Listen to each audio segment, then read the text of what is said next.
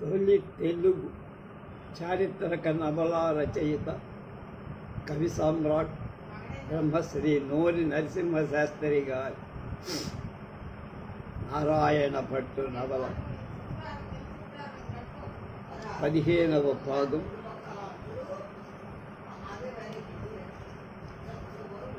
ఐదు 8/20. యువరాజ రాజేంద్రన చైనా అతడికి ఇక్కడి అధర్వణ పండితుడికి వాగ్వివాదం ఎలా జరిగిందో, దాంతో హింస ఎలా చెలరేగిందో చూసాం. తర్వాత యువరాజ రాజేంద్ర దేవుడు చోళమిత్రులతో కూడి నారాయణ భట్టును మంత్రిగా తీసుకొని శీఘ్ర ప్రయాణంతో చంద్రాదిత్యుని ఆధిపత్యంలో కచ్చక్రకోట్యానికి అభిముఖంగా పెరుగుతున్న సేనను కలుసుకో. ఆ ప్రదేశంటే నియమిత విధంగా మరికొన్ని సేనలు అక్కడికి వచ్చి చేరాయి. ఆ సర్వవాహిని రాజేంద్ర దేవుడు ఆధిపత్యాన్ని పొంది ముందు ఆకస్మికంగా భ్రమర కోట్యం మీద బొట్టడించారు. కోట్యం కోట, భ్రమర కోట ఇంద్రావతి నదీ తీరం గోదావరిలో కలుస్తున్న చోట ఉన్న స్థల జల దుర్గం. ఆ దుర్గం బలిష్టమైంది కూడా. అది పట్టుకోవటానికి బలమైన సైన్యాలకు కొన్ని నెలలు పడుతుంది. భ్రమర కోట్యం చక్రకోట్యాధిపతికి సామంతుడైన మధురాంతక దేవుడు.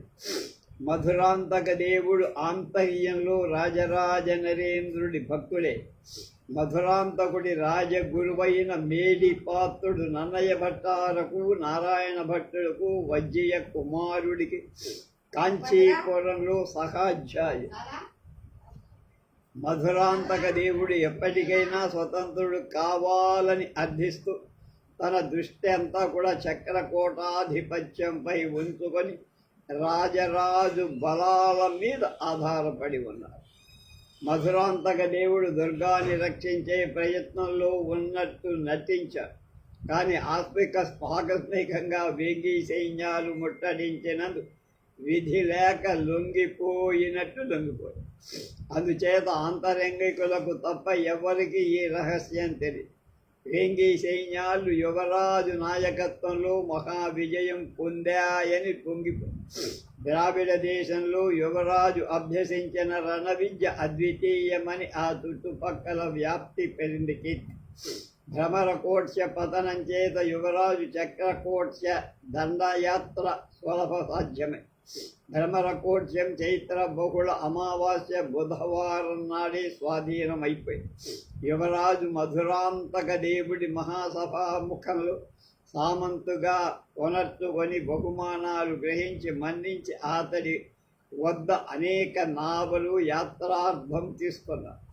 అక్కడ విజయోత్సవాలు 2 రోజులు నడిపించి వైశాఖ శుద్ధ విధియ శుక్రవారం వృషభ సంక్రాంతి నాడు అభిజీ లగ్నంలో ప్రయాణ భేరి మోగించారు.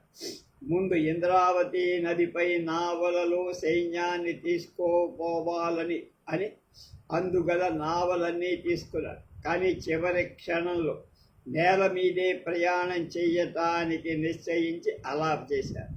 భ్రమరకోట్యం వెంగి సేనలు ముట్టడించినందుకు దండయాత్ర వస్తున్నదని చక్రకోట్యాధిపతి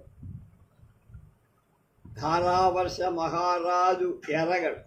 చైత్రమాసం చివరిలో కుంతల చాళుక్య ప్రభు ఆహవమల్ల సోమేశ్వరుడి సైన్యం వెంగి మండలాన్ని దండెత్తాయని అతనికి తెలుసు.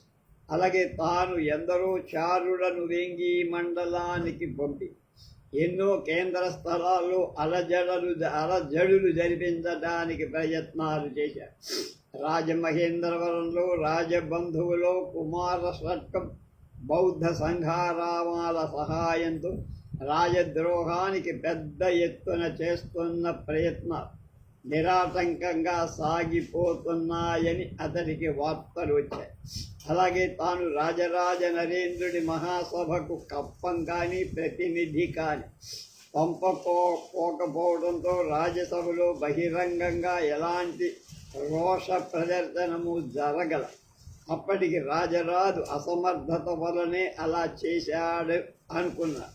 తాను అందరు చారులను వేంగి మండలానికి పంపినప్పుడు ప్రభువు కూడా రహస్యంగా తనపైకి మహాసైన్యం పంపుతాడని మాత్రం ఊహించలేకపోయింది.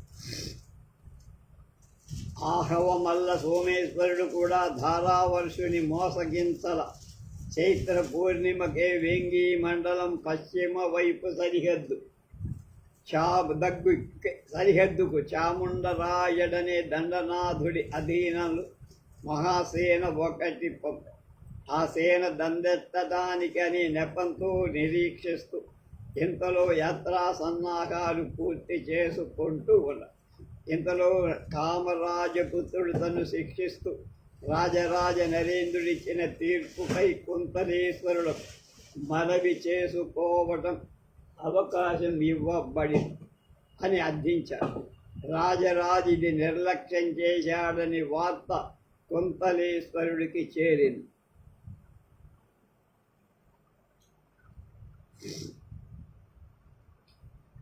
వెంటనే సమాధానం ఇయ్యాలని, లేకపోతే శిక్షింపవలసి వస్తుందని రాయబారం పంపారు. అది విని రాజరాజ నరేంద్రుడు ముఖం బొమ్మముడి వేశాడు, చిట్లించాడు. మళ్ళా మనసు నిలవరించుకొని పరిచారకుడి చేత రాజమందిర అంగణం నుండి ఒక తృణకణం తెప్పించి, అంటే గడ్డిపర, ఇది రాయబారి చేతికి ఇమ్మన్నారు. అలా చేసిన తర్వాత మీ ప్రభువు మా ప్రత్యుత్తరం ఇదే అని చేతికిచ్చారు. అది ఆ రాయబారుని తృణహస్తంతో పంపివేసి, ఆ రాయబారి వేంగి భూమి పడమటి సరిహద్దులు దాటిన వెంటనే చాముండరాయని సైన్యాలు ఒక్కసారిగా ఆ 6 గుడి దుర్గాలపై పడ్డారు. అందులో ఉత్తరంలో ఉన్న 2 దుర్గాలను, దక్షిణంలో ఉన్న 2 దుర్గాలను చాముండరాయడి వశమైపోయి, మధ్యనున్న 2 దుర్గాలు మాత్రం సాహసంతో ఎదిరిస్తున్నాయి. స్వాధీనమైన 2 ప్రక్కల నుండి చాముండరాయడి సైన్యాలు 2 దుర్గాల మధ్య మార్గం మీదుగా మహార్భాటంతో మింగివేయటానికి నడుస్తున్నారు. ఇదంతా చైత్ర బహుళ అమావాస్యకే అయిపోయింది. కానీ ఆ శుభవార్త ఇంకా ధారావర్షుడికి చేరల. ఇంతలో భ్రమరకోట్యాన్ని వేంగి సేనలు ముట్టడించాయనే వార్త అది ధారావర్షుడికి ఆశ్చర్యచకితుణ్ణి చేసింది. అయినా భ్రమరకోట్యం మిక్కిలి బలిష్టమైన దుర్గం. అది బహుకాలం నిలవరించడం కొనదగిన ధైర్యం తెచ్చుకొని శీఘ్రంగా చక్రకోట్య దుర్గాన్ని మరింత బలపరిచారు. శిథిలమైన స్థలాలు శిల్పులచే రాత్రి పగలు పనిచేయించి పునర్నిర్మాణం చేయించి ఖనకులు అంటే తవ్వేవాడు పరిఖ లోతు బాగా పెంచారు. దండనాథులు సేనలను ఉచిత రీతిగా విన్యసించి ఆయుధాలు విరివిగా సైనికులకు ఆధీనం చేశారు.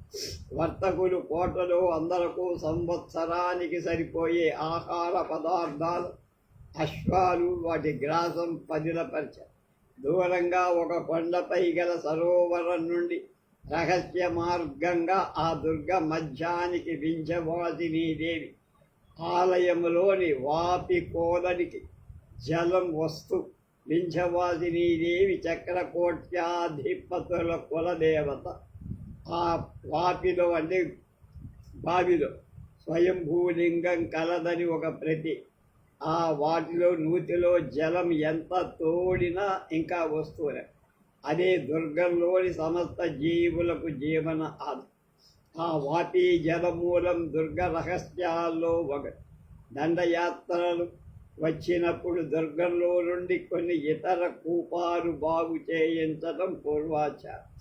ఇప్పుడు అతడు సూత్రధారుడు అలాగే చేశారు. అన్ని ప్రయత్నాలు ధారావర్షుడు అతడి ఏకైక పుత్రిక వింధ్యవాసిని స్వయంగా పరీక్ష చేస్తున్నారంటే వాటిని సూపర్వైజింగ్ అన్నాం. కానీ 2 రోజుల లోపలే భ్రమరకోట లొంగిపోయి వార్త రాగానే, దొంగిపోయింది అనే వార్త రాగానే ధారావర్షుడికి వణికు ప్రారంభమే. అయినా ధైర్యంతో భ్రమరకోట్యం నుండి చక్రకోట్యానికి సేన సామాన్యంగా వచ్చే మార్గాలన్నీ సేనా ప్రస్థానాలకు అయోగ్యంగా అంటే రావటానికి వీలు లేకుండా చేసే ఆర్డర్స్ ఉత్తర్వులు ఇచ్చారు. విశాల మార్గాలలో వృక్ష తక్షకుడు మహావృక్షాలు పడేసి మార్గాన్ని నిరోధించారు. సంగ్రహించిన ధాన్యాలు దూర భూములకు శీఘ్రయానంగా పంపించేశారు. పెద్ద పెద్ద తటాకాల కట్టలు తెంపి ఆ ప్రదేశమంతా జలం లేకుండా నిర్జలం చేశారు.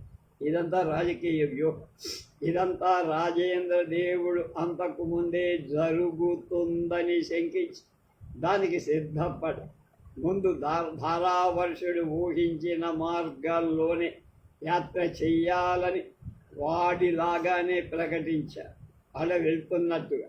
కానీ మనస్సు మార్చుకొని వెనక్కి తిరిగిపోతున్న వాడిలా కొంత దూరం తూర్పుకు నడిచి సైన్యంతో చుట్టూ మార్గంలో 3 రోజుల్లో చక్రకోట్య దుర్గం దగ్గరికి వచ్చేసి వైశాఖ శుద్ధ పంచమి శ్రీ విద్యాశంకర జయంతి ఆదివారం అయింది. ఆ జయంత్యుత్సవం మార్గమధ్యంలోనే భక్తి లోపం లేకుండా లఘు కలాపంతో సైన్యం నిర్వహించారు. సోమవారం నాడు చక్రకోట్యం తూర్పు వైపుకు సైన్యాలు అట్టహాసంతో చేరారు. ధారావర్షుడికి భయం పెరిగిపోయి దుర్గరక్షణ కార్యాలు ఇంకా జరుగుతూనే ఉన్నాయి. దుర్గరక్షణకు గొప్ప సైన్యాలను వింధ్యవాసిని అధీనంలో ఉంచి బుద్ధి సేనతో ధారావర్షుడు స్వయంగా రాజేంద్ర దేవుడి సైన్యాలను బయట ప్రదేశంలో ఎదుర్కొని ధారావర్షుడి సేనలో అనేక గజాలు ఏనుగులను చక్రకోట్య మండలాన్ని దానికి సమీపంలో గల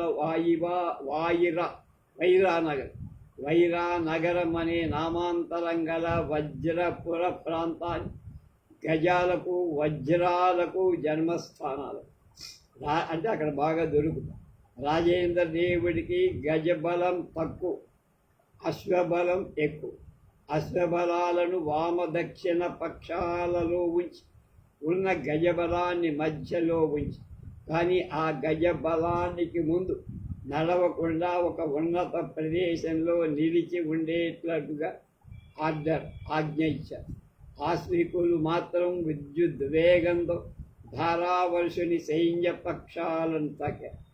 ఆ దెబ్బకి చక్రకోట్య సైన్య పక్షాలు విచ్చిపోయే చలాట. అందుచేత బలమైన ధారావర్షుని సైన్య శిరస్సైన గజ బలాలు వృధా వేస్ట్ అయిపోయి పక్కల నుండి కొంత సైన్య భాగాల నుండి పైబడిన వేంగి హయ దళాలు ఆ గజ బలాలను చీకాకు పెట్టాయి. ఆ సమయంలో చూసి కరుణాకర తొండమాన్ వేంగి గజ బలంతో ముందుకు నడిచారు. క్రమశిక్షణ పొందిన వేంగి భానుష్కులు చక్రకోట్య గజపాలకులను చాలామందిని బాణాలతో సంహరించారు. ధారావర్షుడు ఇక లాభం లేదని ఆ మధ్యాహ్నమే నిర్ణయం చేసుకున్నారు. అప్పుడు సాధ్యమైనంత వరకు సేనలను కూర్చుకొని విచ్చిపోని గజబలాల వెనుక అడ్డుగా ఉపయోగించుకొని 50 ఏనుగులు వేంగి యువరాజు వశమైపోయాయి. వేంగి యువరాజ రాత్రి తన సేనల విజయోత్సవాలు జరపడానికి నిషేధించారు. దుర్గం స్వాధీనమై అందు వరాహ లాంఛనం ఎత్తించిన నాడు కాని విజయోత్సవం విషయం కూడా మాట్లాడద్దని కఠిన శాసనం చేసి ఆ రాత్రి యువరాజుకు, చోళమిత్రుడికి, చంద్ర ఆదిత్యులకు, నారాయణ భట్టులకు నిద్ర వారు చక్రకోట్య దుర్గ నిరోధానికి అనుకూలించే ప్రదేశాలని నిర్దేశించుకొని అన్ని చోట్ల తగు బలాలు నిలబెట్టారు, సంస్థాపించారు. తెల్లవారేసరికి చక్రకోట్య దుర్గం ముట్టడి పూర్తయి చక్రకోట్య దుర్గానికి వచ్చే మార్గాలన్నీ నిరోధించారు. సమీపంలో ఉన్నత ప్రదేశంలో స్కంధావార కేంద్రాలు నిర్మించి వాటి సంరక్షణకు ఏర్పాటు చేశారు. అలాగే పల్లపు ప్రదేశంలో సేనకు ఆహార సౌకర్యాలు చేయడానికి నియోగించి అందులో మిక్కిలి పల్లంగా ఉన్న ఒక ప్రదేశం చంద్రాదిత్యుడు సూక్ష్మ దృష్టితో కనుకొని అక్కడికి ఇంద్రావతి నదీ జలం మరలించిన సరోవరంగా అవుతుందని ఉపలక్షించి సూచింపగా కనకుడు తవ్వేవాళ్ళు మర్నాటికి సిద్ధం చేసేశారు. స్కంధావారంలోకి అన్ని దిక్కుల రాత్రింపబడి జాగరూకులైన సైనికులు ఉండగా అంటే దానికి కాపలా పెట్టి క్షతగాత్రులకు చికిత్స చేయటానికి శతాధికూలగైన వైద్య శిఖామణులు ఆ సేనల వెంట తరచుగా వచ్చే నటులను, గాయకులను, విదూషకులను మరి ఇతర వినోదకరులను రాకుండా యువరాజు కఠినంగా నిషేధించారు. సురాపానం సేనలకు నిషేధం. అలాగే ప్రతిరోజు స్కంధావారంలో అమితంగా స్వర వస్తున్నట్టు గౌడ జనులను నియోగించారు. అలాగే ఆసుర గజాలకు యుద్ధంలోనికి దిగుతున్న భట సంఘాలకు మాత్రం యుద్ధాత్ పూర్వం యథావాంఛితంగా ఇవ్వటానికి అనుజ్ఞ ఇవ్వరు. వాడుకై తాగినంత యుద్ధ కాలంలో వీరులకు అనుమతమైన ఈ సురాపానానికి వీరపానం అనే పేరు ఉంది. ఇలా సమస్త సన్నాహాలు చేస్తూ రాజేంద్రదేవుడు సేనలకు ఒకనాడు పోరు లేకుండా విశ్రాంతి ఇచ్చాడు.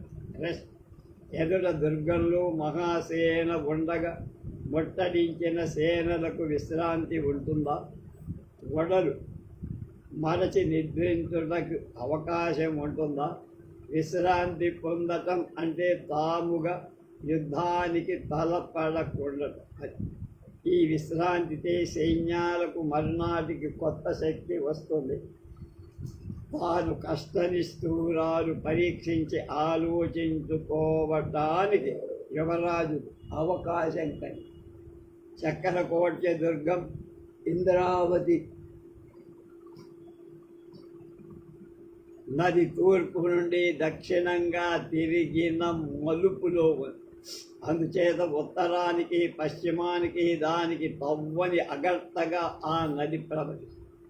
ఆ వైపుల కోట గోడలకు ఆనుకొని ఆ నది ఏ కాలం కూడా అగాధంగా ఉన్నట్లుగా ప్రకృత్రిమంగా నిర్మాణం చేసి అటు కోట గోడలు చాలా ఉన్నత నావలు వేసుకొని రావటానికి అటు నుండి కోట గోడను త్రాకటం కూడా దుస్సాధ్యంగా ఉంది. ఆ రెండు వైపుల గోపుర ద్వారాలు కూడా లేవు. ఇక తూర్పున దక్షిణంలో బలిష్టాలైన సింహద్వారాలు ఉన్నాయి. ఆ రెండు గవనులకు రెండు దిళ్ళు ఉన్నాయి. నియమిత దూరంలో అనేకాలైన బురుదులను మధ్య అసంఖ్యాకాలైన కొమ్మలు ఉన్నాయి. ఇప్పుడు గవను ఒక్కొక్కదానికి 500 మంది సాయుధ భటులు, దిడ్డికొక్కదానికి 100 మంది, బురుజుకు 50 మంది, కొమ్మకు 2 చొప్పున కాపలా కాయటం సర్వసామాన్యం. అలా చక్రకోట్యం నిరంతరం సాయుధ భటులు రక్షణ చేస్తూ ఉంది. తన స్కంధావారం బాణపాతన మార్గాన్ని దాటి రాజేంద్ర దేవుడు నిర్మించి ఇది నిర్ధారణ చేసుకోవటానికి చాలా చోట్లకు వెళ్ళి బాణ ప్రయోగం చేయించి చూసి ఆ తర్వాత ధృవపరుచుకున్నాడు. అశ్వాలు ఎక్కి అతడు, మిత్రుడు, నారాయణ భట్టు, దండనాథుడు స్వయంగా నిరంతరం సర్వ విషయాలు ఏగ కళ్ళతో పర్యవేక్షణ చేస్తూనే ఉన్నాడు. చక్రకోట 41వ అధ్యాయం. చక్రకోట ద్వారంలో బలిష్టతమైన తూర్పు గవన్. అది ఎలాంటి సైన్యాలనైనా ధిక్కరించి నిలవక ఒక్కనాడు సేనలకు విశ్రాంతి ఇచ్చిన రాజేంద్రదేవుడు అభేద్యమైన ఆ తూర్పు ద్వారాన్ని భేదించటానికి సేనలకు ఆజ్ఞ ఇచ్చి సూర్యోదయం కాకుండానే పెద్ద ఆర్భాటంతో అతడి సేనలు తూర్పు గవనుపైకి దుముకాయి. ఆ దండయాత్రలో నాయకులైన వాళ్ళంతా యువకులని ధారావర్ష మహారాజు చారుల వల్ల తెలుసుకొని బహిరంగ యుద్ధంలో అశ్వబలమాధిక్యం వాళ్ళ జయానికి కారణం కాని వేంగి నాయకుల నైపుణ్యం కాదనుకుంటున్నాం. తూర్పు ద్వారం భేదించటానికి వీళ్ళు చేస్తున్న ప్రయత్నాలు వీళ్ళ అనుభవ దారిద్ర్యాన్ని వ్యక్తం చేస్తూ ప్రమాదమవుతుందని భయపడక్కర్లేదనుకున్నారు వాళ్ళు. ఇంతలో చూడగా యువరాజ రాజేంద్రదేవ్ కరుణాకర తొండమాన్ జయంగొండడు చిత్ర విధాల అలంకరించుకొని కవచాలు కూడా ఉన్నాయో లేదో అనిపిస్తుంది. నిర్భయంగా రణభూమిలో అశ్వాల మీద సంచరిస్తూ వాళ్ళకది వినోదమైన రంగభూమిగా ఉన్నది, కానీ అసలైన రంగభూమిగా రణరంగంగా కనిపిస్తుంది. అలాంటి వాడు భ్రమర కోట్యాన్ని అంత సులభంగా ఎలా పట్టుకున్నారబ్బా, ఏదో మోసం ఉండాలి అనుకుంటారు.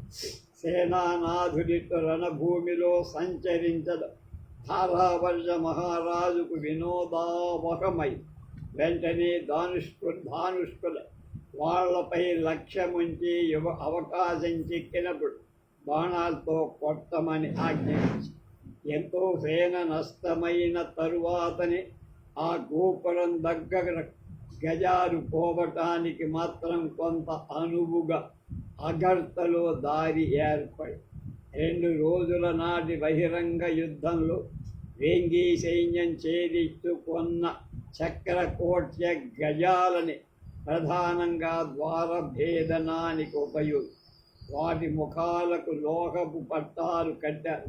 శూలాల వంటి గుబ్బలు గల గోపుర ద్వారాల మీద తడవకు 5 ఏనుగులను కొలికొల్పారు. ఇలా కుంభస్థలంతో కొట్టడమే.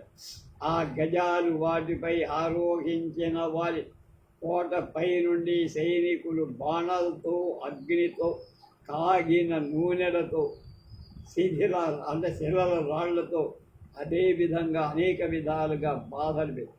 అందుచేత ఆ 5 తరచుగా ఒక్కటి కూడా గోపుర ద్వారాన్ని ఒక్క తాపు తాకటానికైనా అవకాశం కలిగించాల.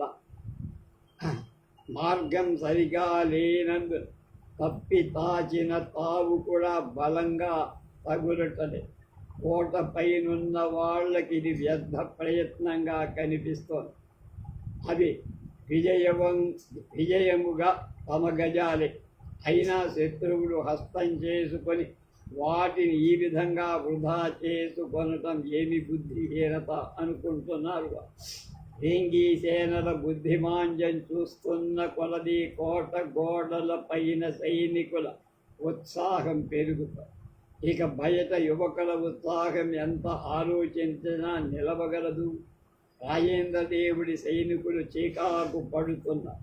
అయినా యువరాజు దండనాథుడు అలసిన వీరులకు విశ్రాంతి ఇచ్చి కొత్త సేనలను ముందుకు పంపుతూ నిర్భయంగా రణభూమిలో విహరిస్తూ ఆజ్ఞలిస్తూ ఉత్సాహం కలిగిస్తూ ప్రయత్నాలు వదిలిపెట్టారు.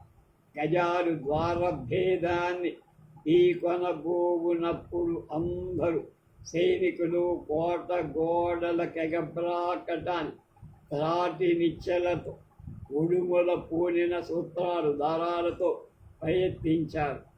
అలాగే 2 ఉన్నత ప్రదేశాల్లో శతఘ్నులు 2 పెట్టి వాటి చేత గోపురాలపై పెద్ద శిలలు ప్రయోగించారు.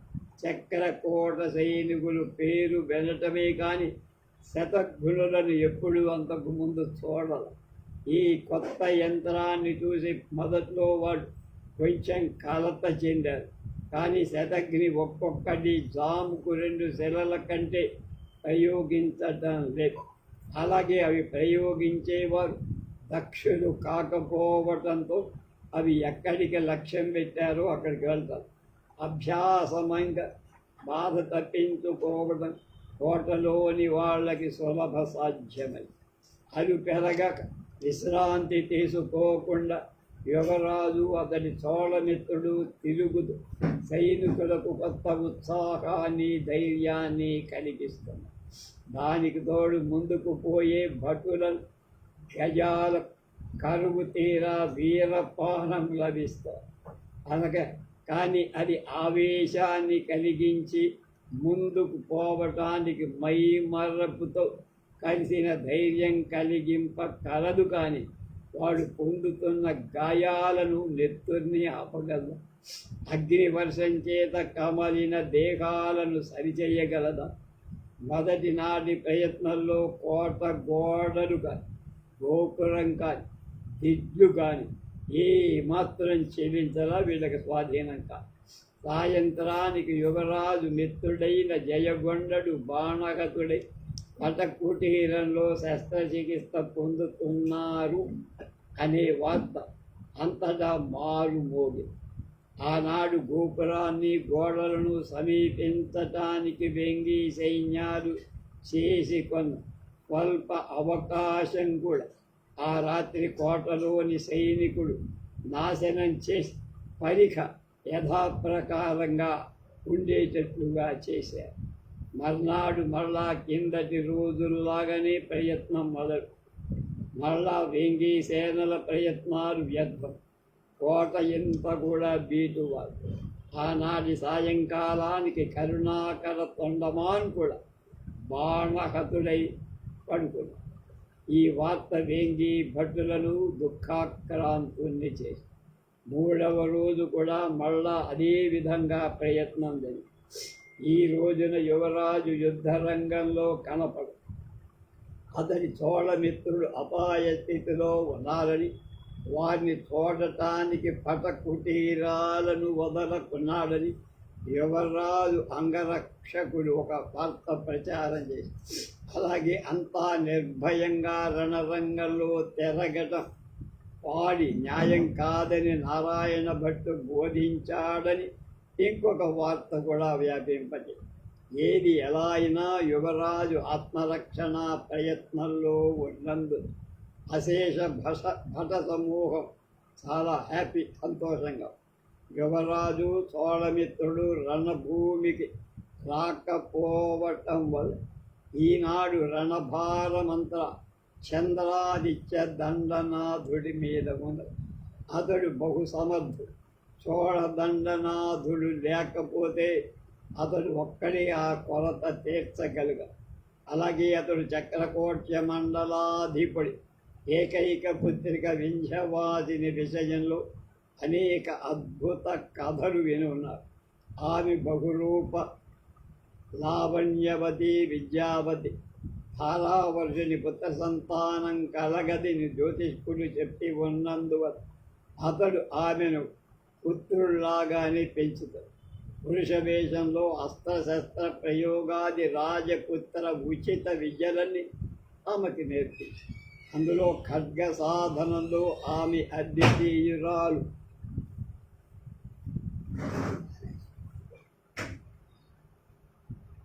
అని ప్రసిద్ధి చెంది ఆ కాలంలో చాలామంది రాజపుత్రులు ఆమెను వివాహమాడాలని కోరుకోరు. కానీ వీర్య శుల్క ఆమెకు నిర్ణయించడం దానికి ప్రతిబంధకం. కొందరు ఆమెతో ఖడ్గయుద్ధం చేయటానికి ఒప్పుకోరు. అంగీకరించిన వాళ్ళని ఆమె ఓడించి ఆమెను చంద్రాదిత్యుడు సర్వ విధాలా జయించి వివాహమాడాలని నిర్ణయించి అందుకు వజ్జీయ ప్రగడ రాజరాజుకు నివేదించి అనుజ్ఞ ఇప్పింది. రోజు చక్రకోట రాజపుత్రిక కోట గోడలపై నుండి సైనికులకు ఉత్సాహం కలిగిస్తూ నిర్భయంగా సంచరిస్తారు. ఆమె ఎక్కడికి వచ్చినా అక్కడ కోటలోని సైనికులు జయ జయ నినాదాలు చేస్తారు. ఆ జయ నినాదాలు రహస్యంగా ప్రేమశీలి అయిన చంద్రాదిత్యుడికి అర్థమై ఆ రోజు చంద్రాదిత్యుడు చూపిన నేర్పు ఓర్పు వర్ణనాతీతం. కోటలో జయ జయ నానాదాలు వినవస్తున్న అన్ని వైపులా తన సేనల విజృంభణం ఎక్కువగా అయింది. వింధ్యవాసిని వచావృత దివ్య రూప దర్శనం చంద్రాదిత్యుడి హృదయాన్ని చాలాసార్లు చూడదు. మళ్ళీ మళ్ళీ దర్శన కాంక్షి అయి బాణపాత మార్గ మధ్యానికి అనేక సార్లు అతిక్రమించి వెళ్ళారు. సాయంత్రం ఇంకా జాం పొద్దు చంద్రాదిత్యుడు దయ్యపార్శ్వంలో కోట నుండి వదలిన బాణం ఒకటి వచ్చే నాటు అది వింధ్యవాదిని నామాంకితమైన చంద్రాదిత్యుని పటకుటీరానికి సేవకులు చికిత్స చేయిస్తారు. ఆనాడు పైని నారాయణ భట్టు దూరంగానే ఉండి వేంగి సైన్యాలను నడిపించసారు. కానీ ఆ రోజున సైన్యం ఉనిక ఉత్సాహంతో కొండ మీదికి దూకలేకపోయి వరుసగా 3 రోజులు 3 వేంగి సేనాపతులే పడిపోయారు కదా. ఈ చిన్నతనపు ఉత్సాహం కోటలను భేదింపగలదా అనుకున్నా. వేంగి సైనికోత్సాహం సన్నగిల్లటం చక్రకోట్యం వాళ్ళకి అర్థమైంది. వేంగి సైన్యం వెనుక భాగంగా చక్రకోట్యాన్ని ముట్టడి వదలి వెనుకకి తిరిగిపోతాయనే ఉద్దేశంతో కాబోలు సంభ్రమం ఆశ్చర్యం పెరిగింది. సింహనాదాలు చక్రకోట్యం గోడలపై కోటలపై నుండి భేరీ పటవాది ఆద్య ఘోషలతో కలిసి వినపడుతుంది. 42వ అధ్యాయం. చక్రకోట్యానికి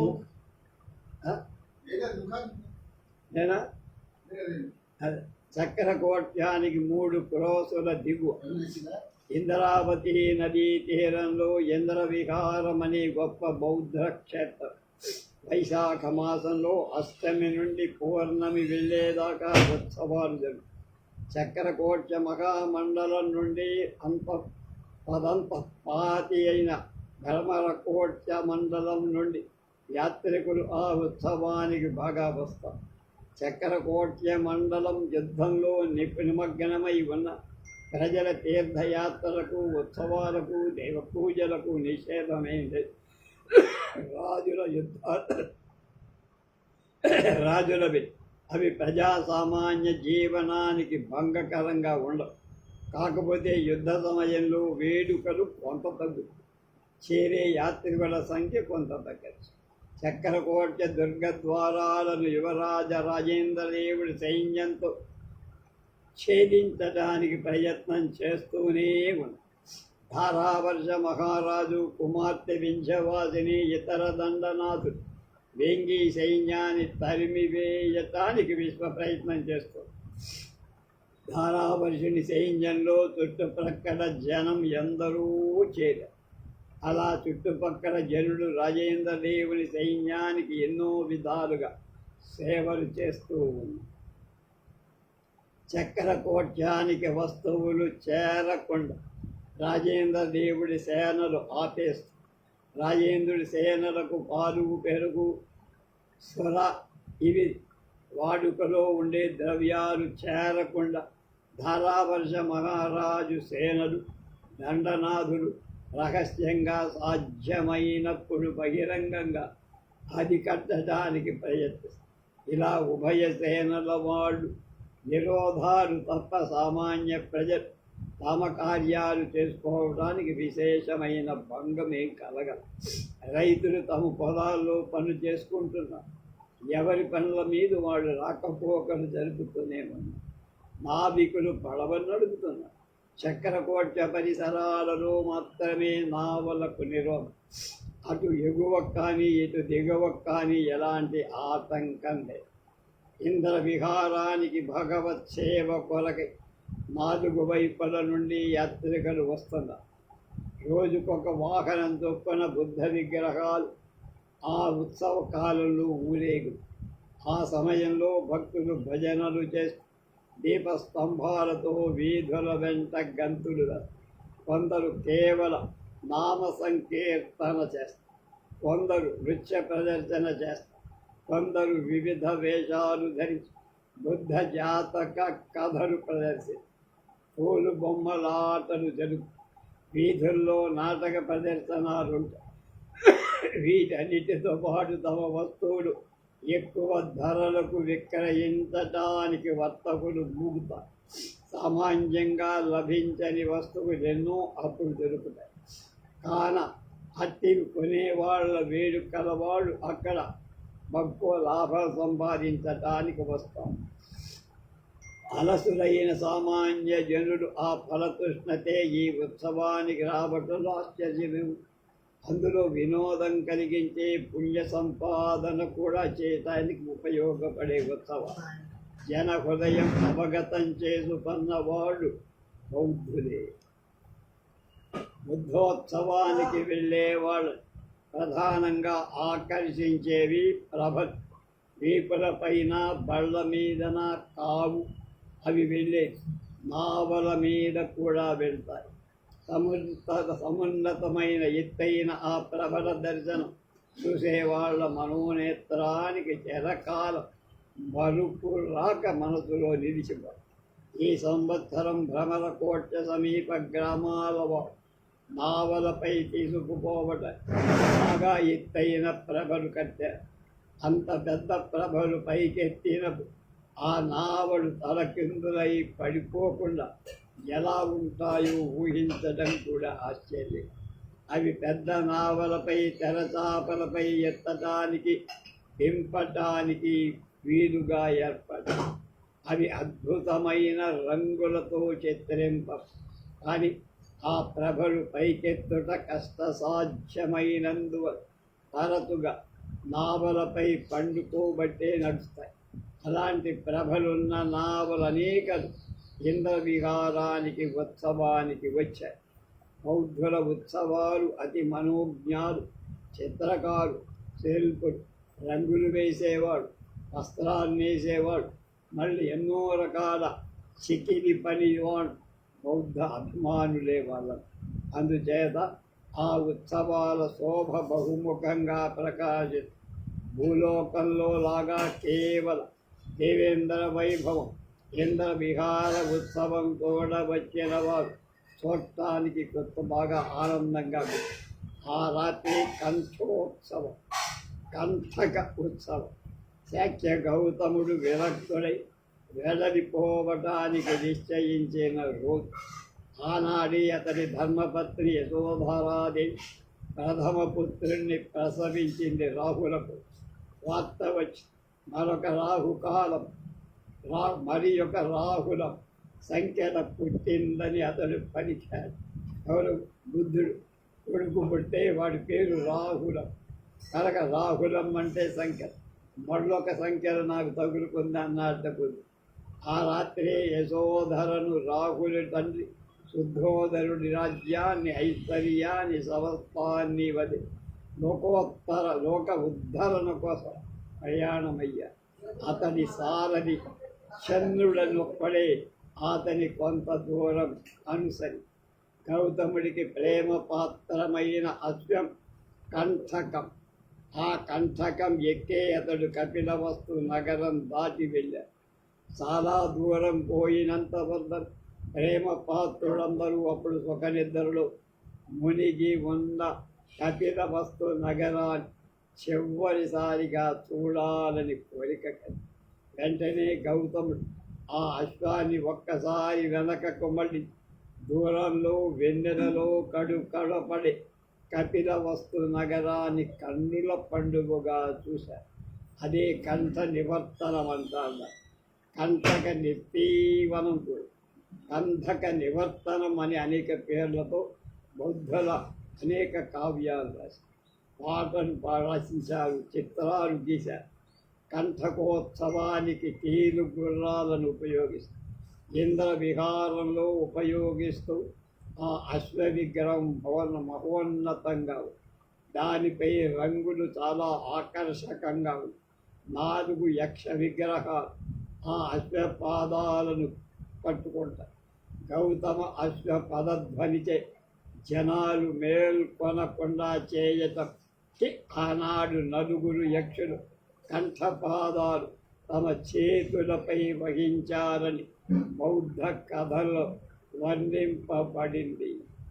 కనుక కింద తగిలితే శబ్దం వస్తుందని చేతులను ఇంద్ర విహారం నుండి ఒక క్రోశం దూరం ఉత్తరంగా ఇంద్రావతి నదీ తీరాన్ని అనుసరించి రాజమార్గంపై ఆ వాహనాన్ని ఊరేగిస్తారు.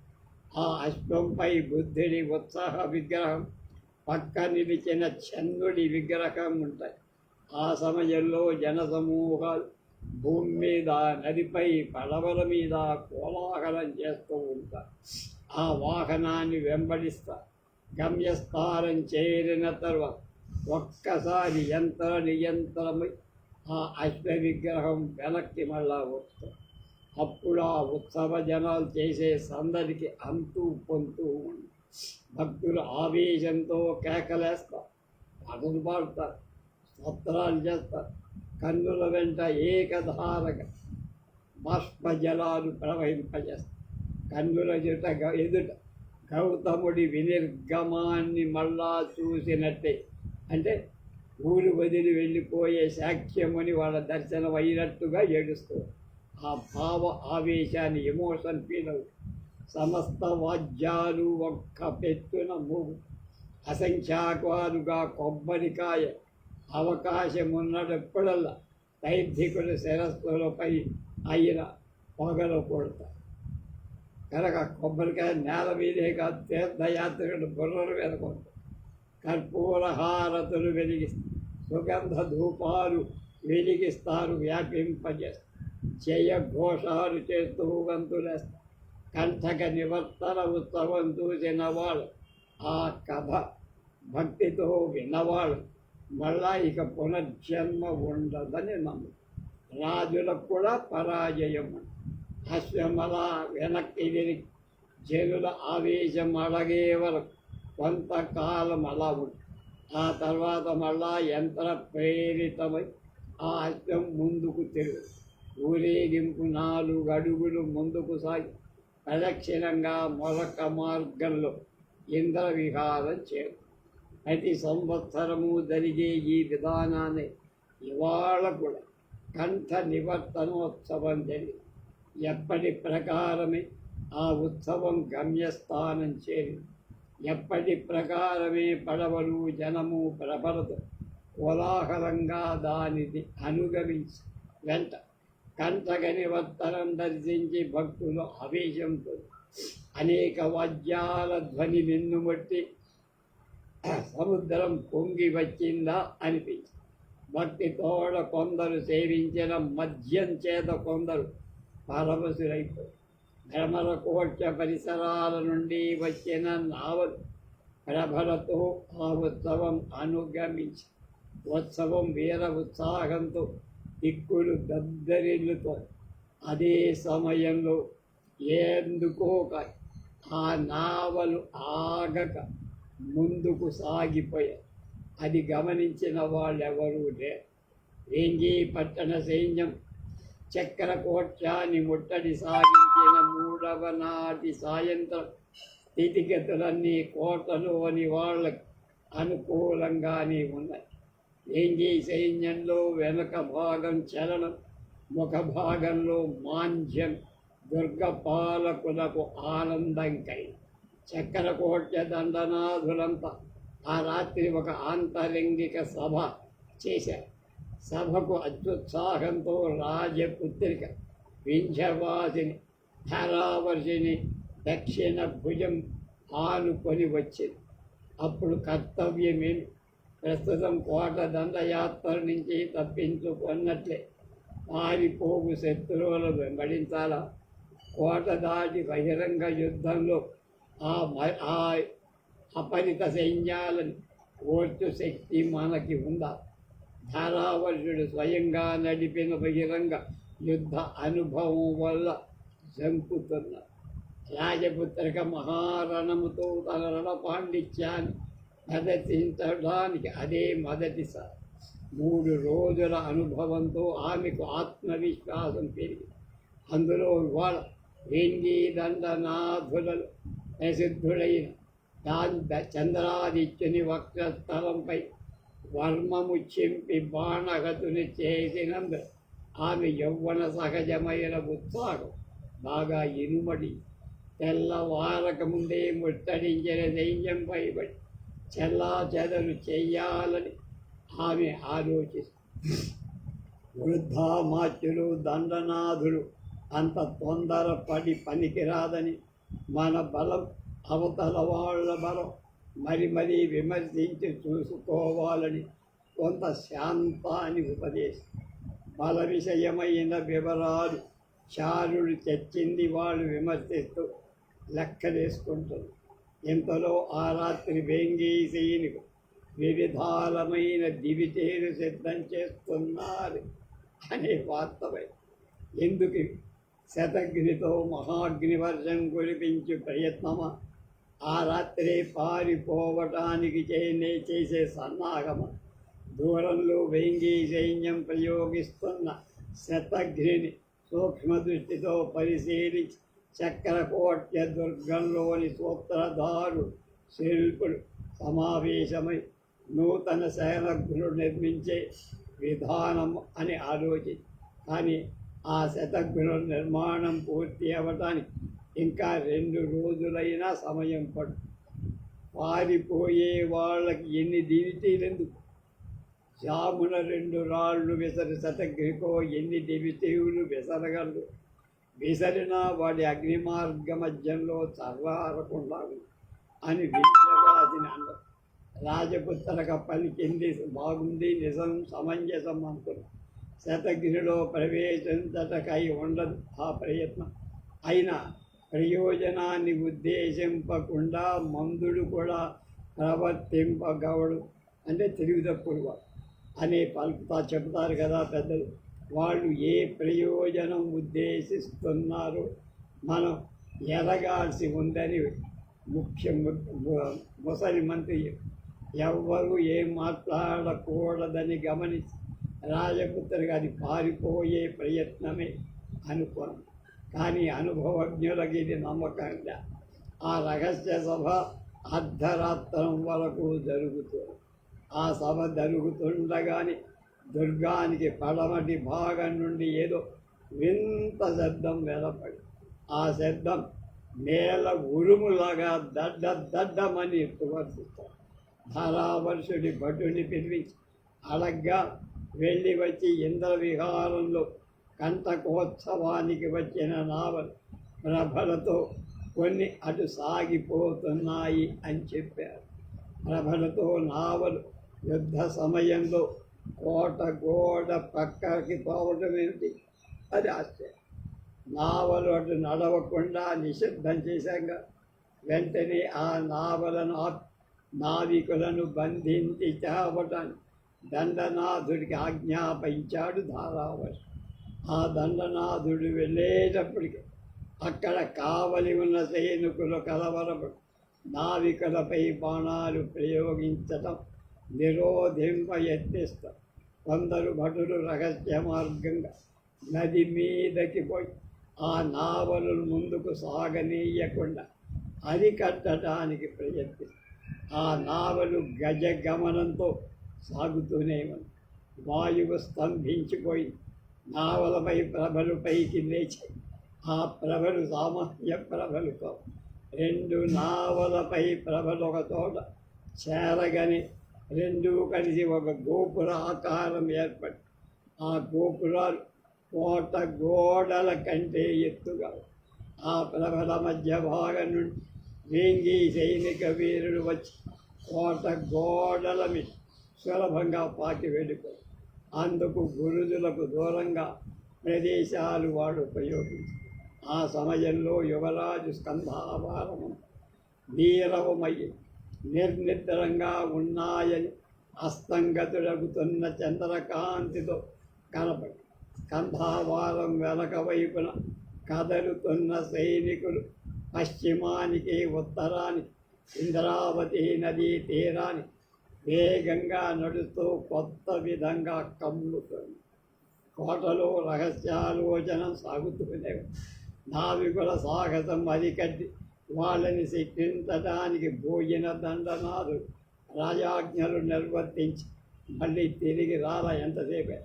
ఇంతలో ఒక్కసారిగా కోట తూర్పు ద్వారం దగ్గర మహాకోలాహలం ప్రారంభం.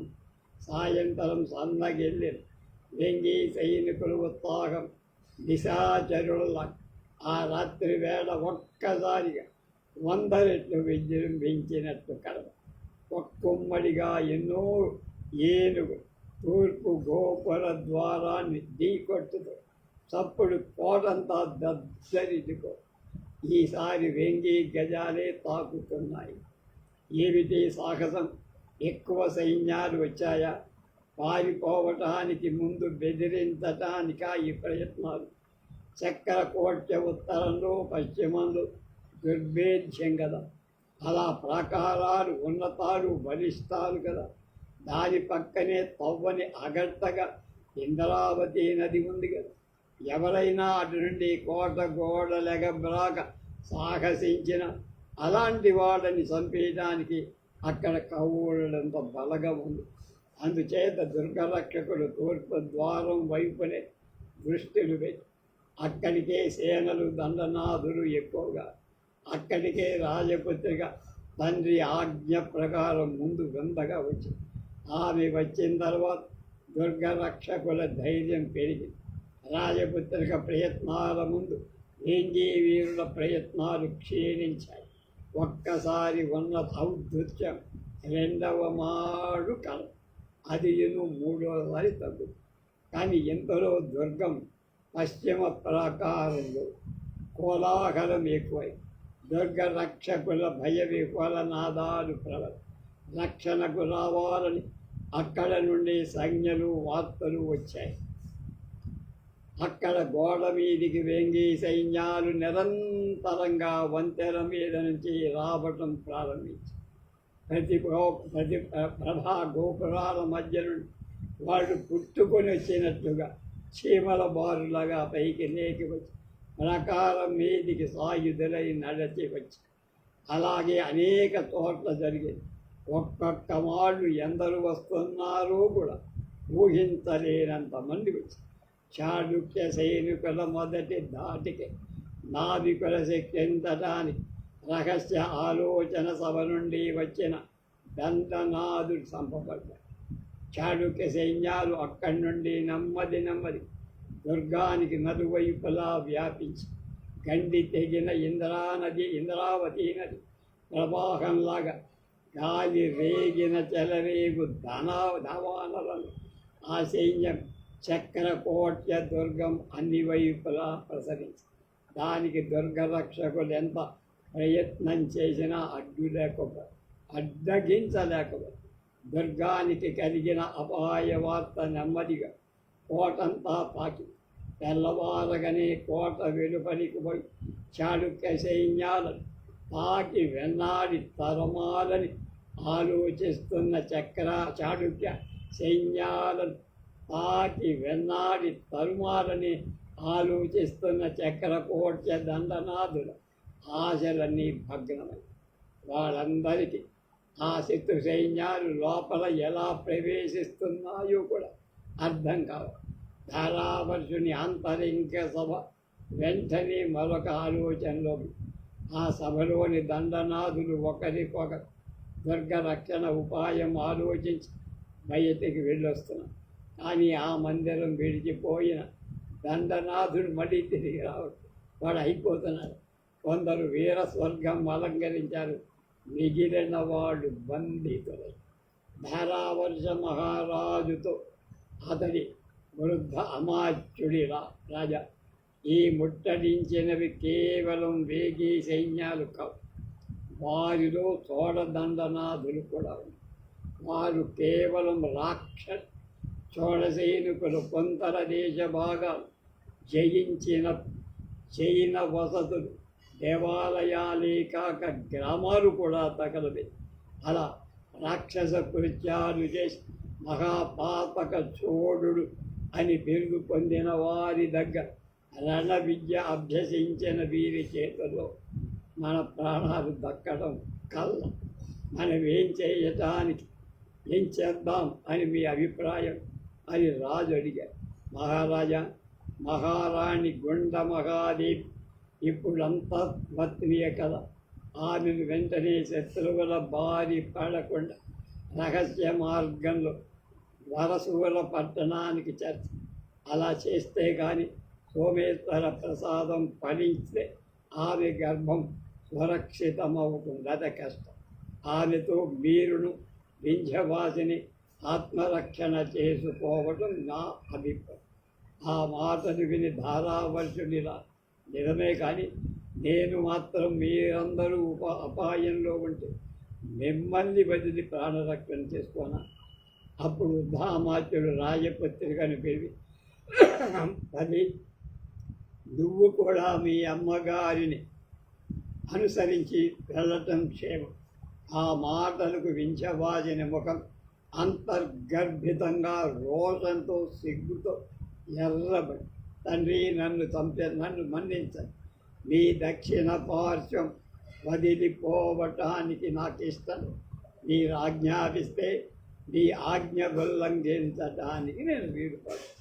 వృద్ధామ తల్లి మహారాజ శాసనాలు అంతకంటే స్పష్ట భాషలో ఉండవన్నమాట. అమాత్య సింహ, మీకొక నమస్కారం. మీరు చెప్పింది నిజమే కానీ నాకు వారు మహారాజులే కానీ పితృదేవులు కూడా కదా. కనుక కొంత స్వాతంత్రంతో వారిని అర్థిస్తాను. వారు స్పష్టంగా ఆజ్ఞాపించేదాకా నేను వారి దగ్గర ఒక అడుగు కూడా బయటికి పోను. మహారాజా, నన్ను మీ సన్నిధానం నుండి వెళ్ళవద్దని ఆజ్ఞాపిస్తారా? వింధ్యవాసిని మాటను విని ధారావర్ష మహారాజు ఒక్క క్షణం వారు, మహామాత్య, మీరు మహారాణిని శీఘ్రంగా ఉచితమైన పరివారం రహస్య మార్గం వరసూల పట్టణాన్ని చేర్చి అని వృద్ధామాత్యుడి మీద ఆ పని భారం. ఇంతలో తూర్పు గోపుర ద్వారంలో ఘోర యుద్ధం జరుగుతోంది. దక్షిణ ద్వారాలు అనర్గళాలు లేవని మధ్య మధ్య ద్వారాలు తెరుస్తూ మళ్ళా అతి ప్రయత్నం మీద కోటలోని వారిచే మోయబడుతున్నాయని వార్తలు. అది విని ధారావర్షుడు రాజపుత్రిక స్వయంగా అక్కడికి వెళ్ళి చూడగా వెంగీ సైనికులు కరదీపికలు చీమల బారుల కోటల గోడల మీద కోట లోపల క్షణక్షణం ఎక్కువగుతూ వ్యాపిస్తూ చుట్టుముట్టాయి. వాళ్ళకి దుర్గ భాగాలని బాగా పూర్వం తెలిసినట్టుగా అనిపిస్తుంది. ఆ కరదీపికల వెలుగులు ఆ దుర్గం అగ్నితో ముట్టడింపబడిన మహాపర్వతంలాగా వృక్షంగా వెలిగింది. వేంగి భటులకు ఉత్సాహం ఆవేశం కలిగించటానికి వేరే పడవాది వాదిత్రయం నెరయిస్తూ వీరరసం వెలివిరిగా చేస్తుంది. కానీ ఆ భటుల చాలన ఆవేశపూరితులై వడళ్ళు మరిచిన వారిది కాదు. ఆ సేనల నడకలు గొప్ప స్థైర్యం కనపడు. సమర్థుడైన హారికుడు నాగలితో భూమిని కొండలు వేసి దున్నున్నట్లుగా ఆ దివితీర వరుసలు ఆ దుర్గాన్ని దున్నేస్తోందా అని. మళ్ళా మహారాజు రాజకుమారి అందున్న అమాత్యుడు కూడా దండనాథులను దగ్గరకు వెళ్ళి స్థితిగతులు తెలిపి కర్తవ్యం ఏమిటో. అందులో అనుభవశాలి అయిన ఒక మంత్రి ఇలాంటి స్థితిగతులలో వ్యర్థంగా జన నష్టం చేసుకోవటం మంచిది. మనం ఇప్పుడు లొంగిపోయి ఈ చిక్కు తప్పించుకోవటం మంచిది. అప్పుడు అమాత్యుడు కంట నీరు పెట్టారు. మిగిలిన అమాత్యుడు దండనాథుడు అది గత్యంతరం లేక యువరాజు సన్నిధికి రాజబాలం పంపడమే యుక్తం అన్న. వింధ్యవాసిని తానే ఆ రాయబారం నడపటానికి అనుమతి అనుమతి పొంది బుద్ధి సైన్యంతో శ్వేతధ్వజాలు వెనువెంటనే నిరాయుధయ వింధ్యవాసిని యువరాజు రాజేంద్రదేవ దర్శనార్థం స్కంధావారానికి బయలు. ఇంతలో తూర్పు ద్వారం శత్రు వశమైందని వార్త. శీఘ్రంగా శోభనంగా తిరిగి రావలసిందని తల్లి దీవన పొంది రాజపుత్రిక నిర్భయంగా ఉభయ సైనికులకు జరుగుతున్న యుద్ధాన్ని లెక్క చేయకుండా వెలుగు కరదీపికల వెలుగులో ఆమె వెంటనున్న శ్వేతధ్వజాలు చూసి వాళ్ళెవరూ ఏమీ ఆపలేకపోయారు. తర్వాత ఏం జరిగిందో రేపు